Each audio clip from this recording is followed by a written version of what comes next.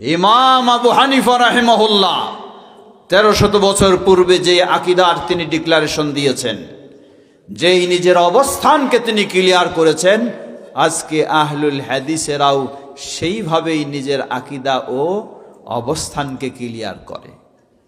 কখনো ইমাম আবু হানিফা রাহিমাহুল্লাহর বিরোধী নয়।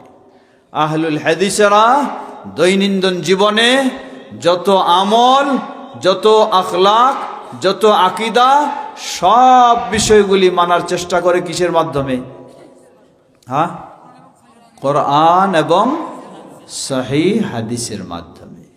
ইমাম আবু হানিফা রাহিমাহুল্লাহ 1300 বছর পূর্বে তিনি স্পষ্ট ঘোষণা দিলেন, তিনি বললেন, জেনে রাখো, ইদা সাহহাল হাদিস ফাহুয়া মাযহাবি, যখন কোন হাদিস সহিহ বলে প্রমাণিত হবে, আমি আবু হানিফা বলে যাচ্ছি, সেটাই হবে আমার মত ও পথ। বলুন আলহামদুলিল্লাহ।